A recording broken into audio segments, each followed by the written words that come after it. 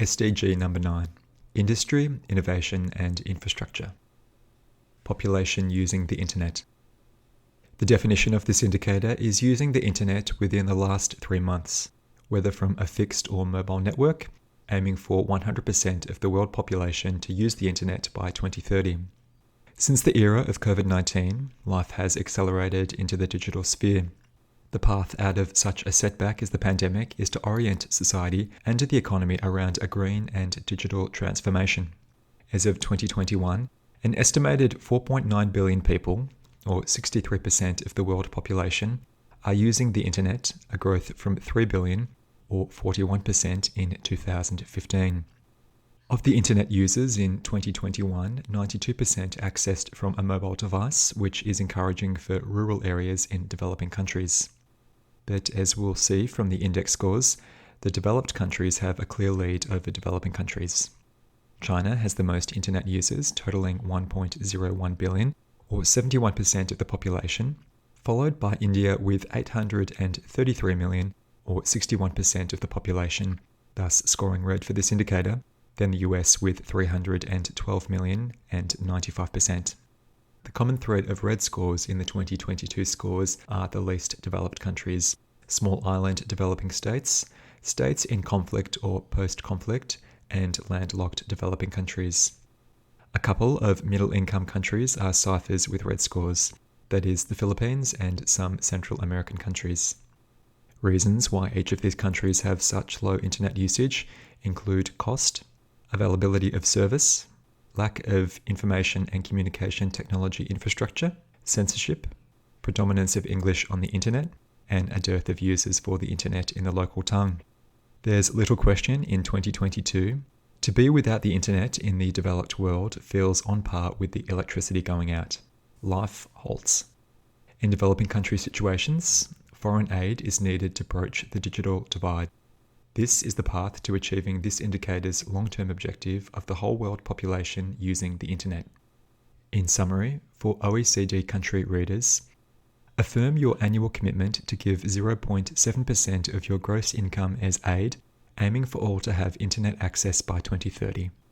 For readers in countries off track, use the internet where available and affordable. Mobile broadband subscriptions. This indicator focuses on subscriptions to mobile networks with an added data plan offering internet access, aiming for 100 mobile broadband subscriptions per population of 100. Furthermore, it requires the connection to be running at broadband speed, that is 250 kilobits per second or greater, whether used on a mobile phone, tablet, or any other device. Many readers will have memories of an era before broadband was available, or when mobile devices were akin to what's now known as feature phones, with data and internet access, but without broadband capabilities. Now, using our phone as a modem, we're untethered. Mobile phone subscriptions already outnumber the world population, estimated at around 6 billion as of 2020. The picture painted by the 2022 scores for this indicator tell a similar story to the indicator before, with similar countries represented in red. As such, the recommendations are similar.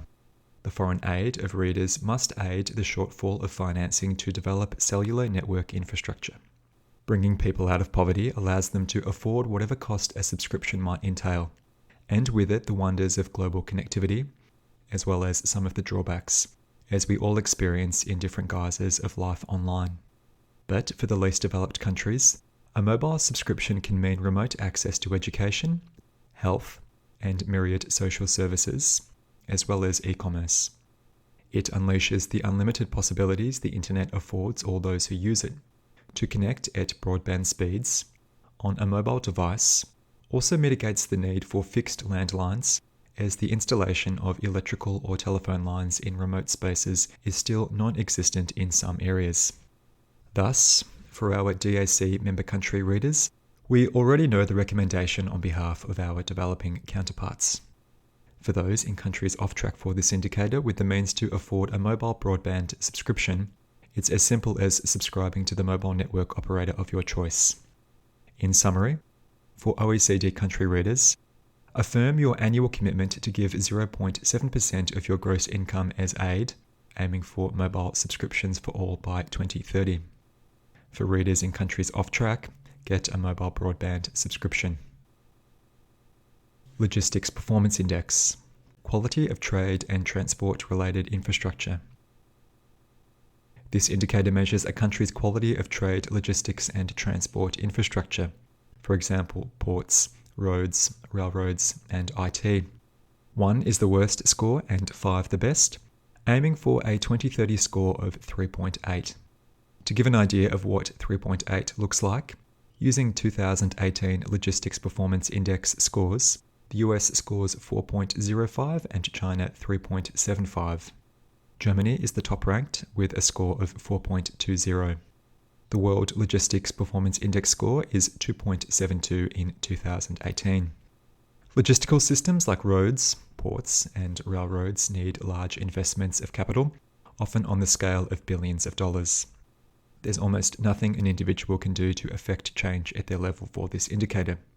It's good to know where the opportunities for improvements lie and where the global logistical blind spots are, but there's little you can do to help achieve this indicator. The Times Higher Education Universities Ranking. Average score of top 3 universities. This average of the top 3 universities in a country is from 2 lists of the top universities in the world. The 2030 goal is to reach an average score of 50. Most countries are close to on track for this indicator, which is of benefit as it'd be unfair to ask students, or prospective students, to increase the quality of the top 3 institutions in their country. Thus, you can aim for your home country to have an average score of 50 for this indicator by 2030, but it's beyond the scope of the individual to affect this change. Articles published in academic journals.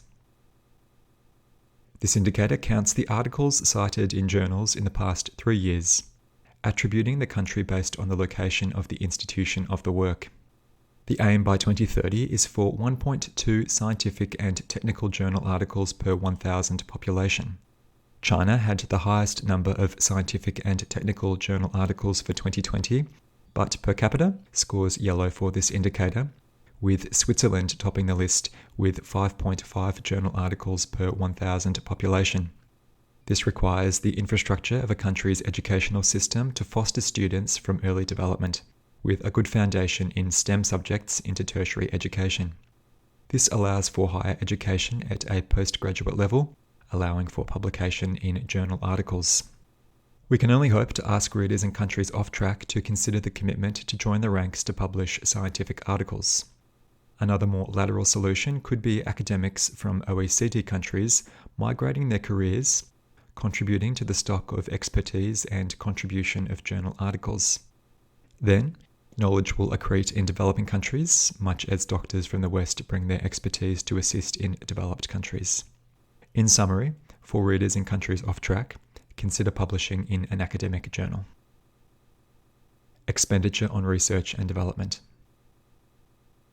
The 2030 objective for this indicator is 3.7% spending on R&D as a percentage of GDP.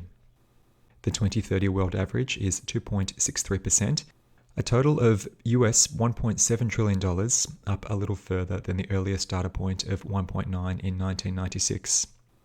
To anyone with an eye toward the global innovation centres, none of those countries and regions with green scores will be surprising. A digitized globe is dependent on technological innovation to grow, dislocating other countries without the budget to invest in R&D or unable to prioritize it.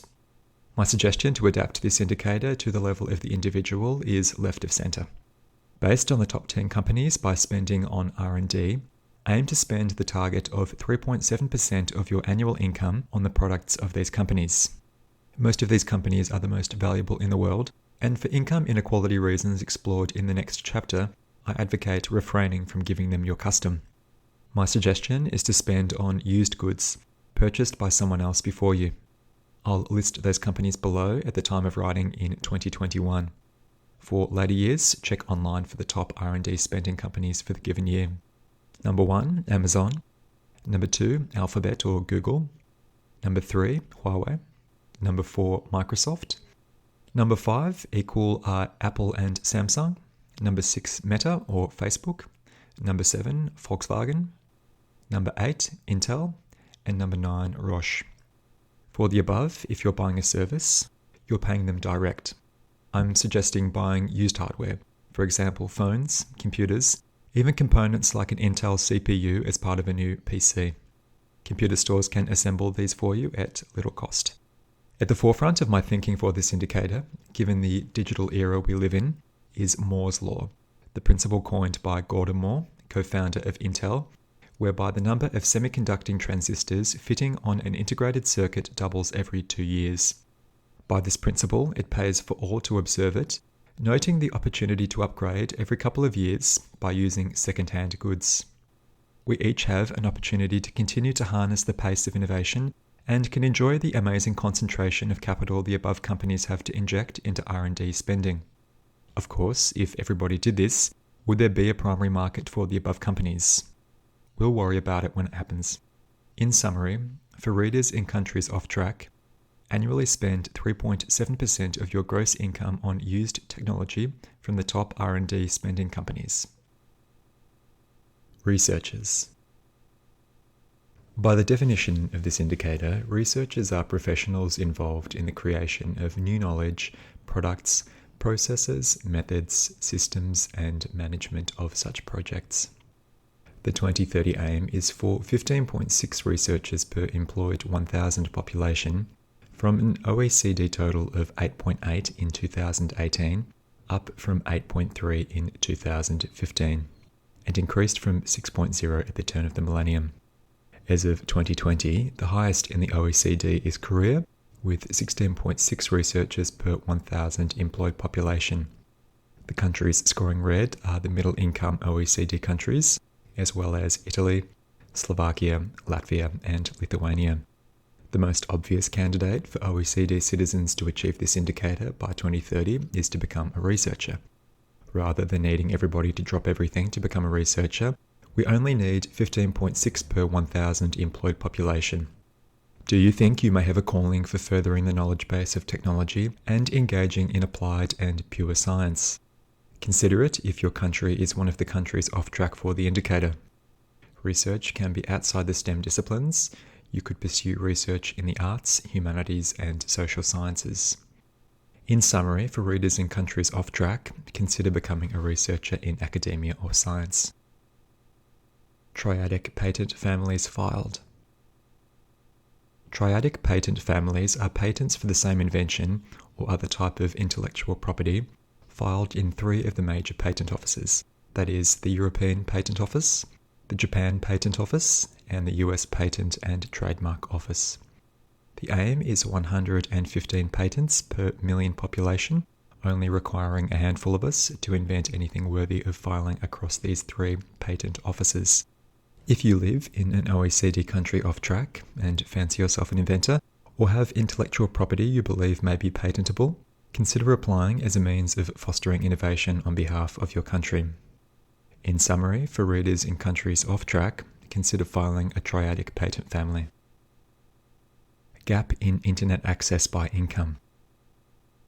This indicator aims by 2030 for there to be a 0% gap in internet access by income, meaning the difference in household access between the top and bottom income quartiles, that is, equality of access to the internet.